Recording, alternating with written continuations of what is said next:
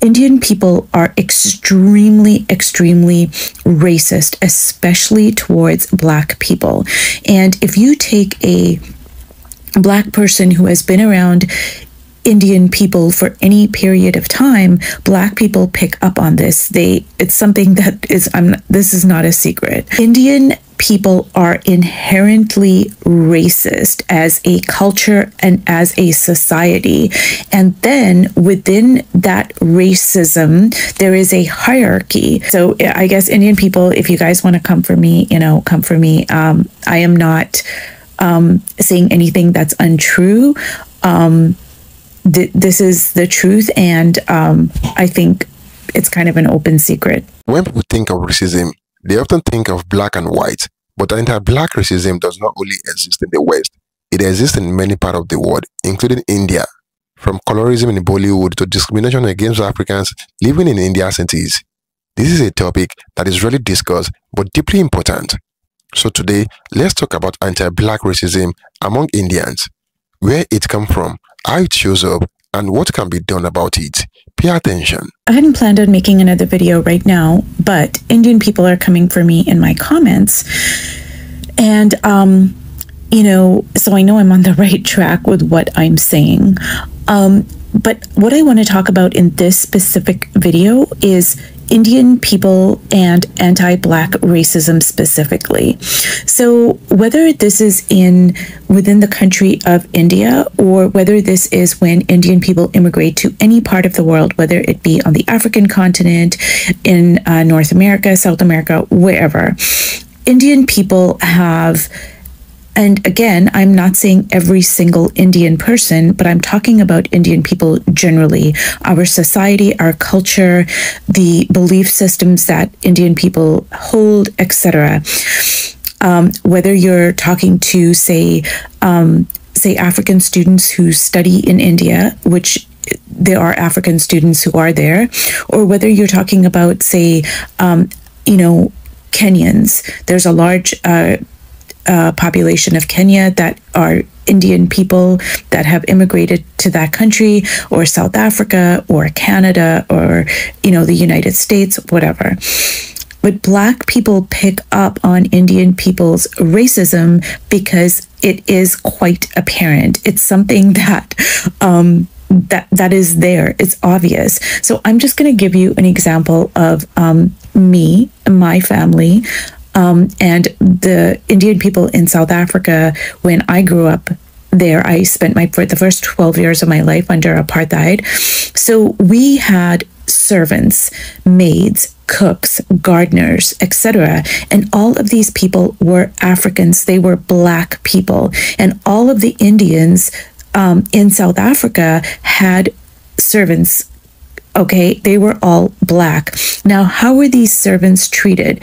They were treated as subhuman. They were not considered to be human beings with feelings.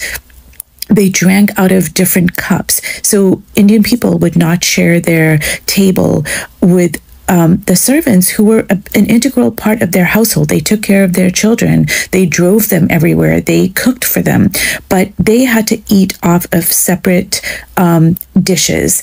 They could not sit on the furniture. They, say, for example, when we left our home and we traveled, so we lived in Pietermaritzburg, we traveled to Durban on the weekends, holidays, whatever.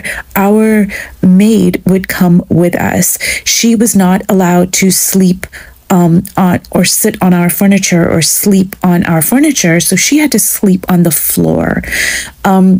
These are things that all Indian people did in South Africa. And now, I'm just talking about South Africa. I'm not talking about, say, when Indian people immigrate to other countries. But this is true even in first-generation Indians.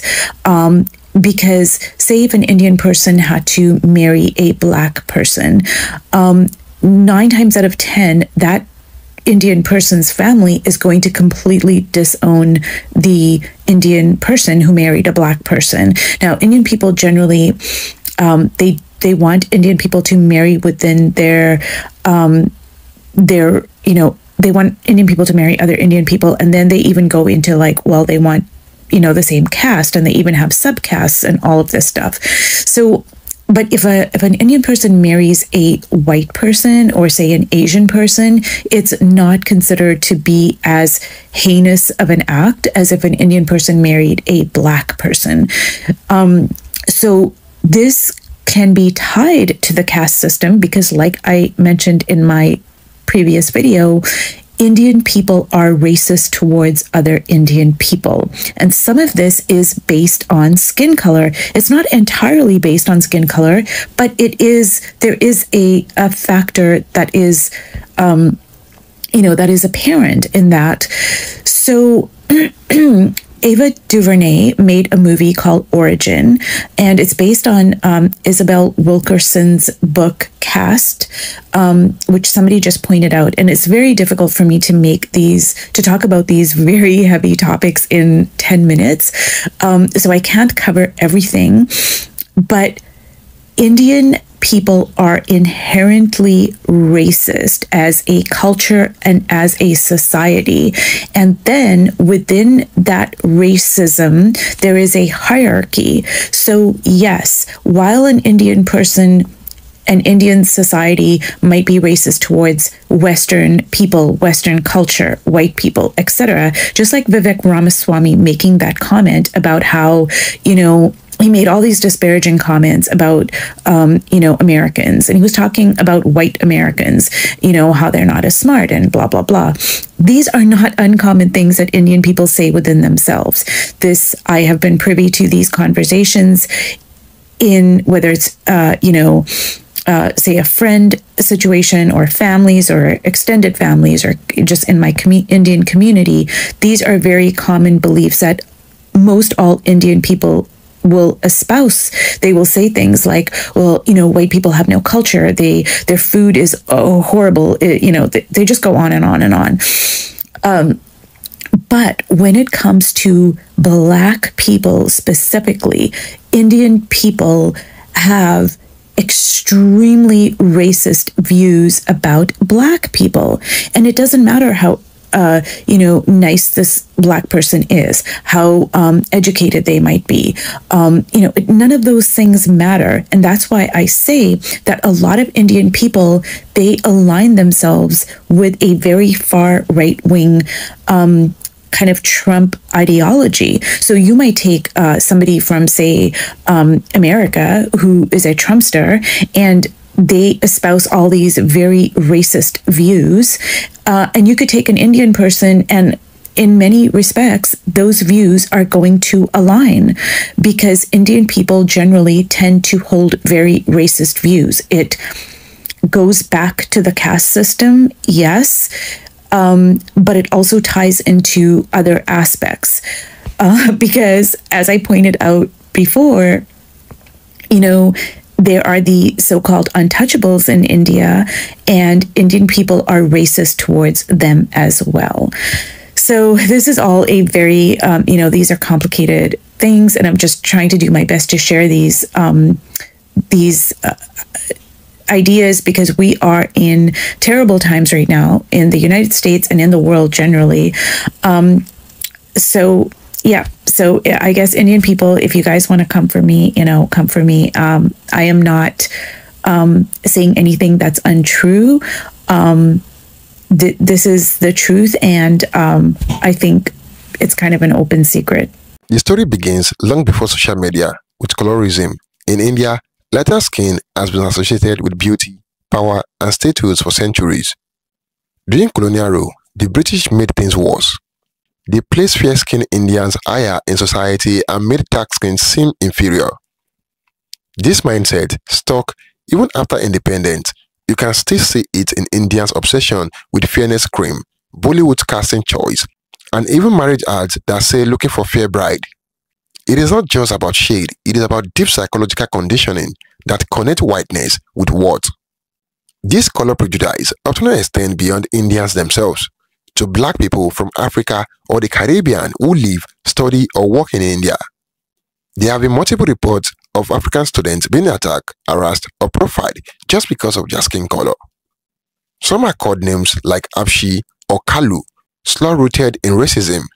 Many Africans in India say they are treated like outsiders, stared at in public, denied housing, or accused of being criminals. And online, social media comments often show the same ugly bias, associating blackness with danger or poverty. It is the same racist thinking that black people face in the West, just wearing a different cultural marks. Bollywood, one of the world's largest film industries, also plays a huge role. For decades, it has promoted light skin as beauty and dark skin as undesirable. Dark-skinned characters are often shown as poor, uneducated, or villains, while heroes and heroines are fair, glowing, and modern. These images shape how millions of Indians see themselves and others. When dark skin is always linked with negativity, it reinforces prejudice, not just against darker Indians, but against black people too. What makes this even more painful is that Africans and Indians have shared a long history. For over 1,000 years, African people, known as the Siddhis, have lived in India. Some became respected warriors, rulers, and musicians. Yet today, even the Siddhi community faces discrimination and is often forgotten in discussions about race and identity. The same African roots that helped build Indian history are now looked down upon by some who inherited colonial attitudes.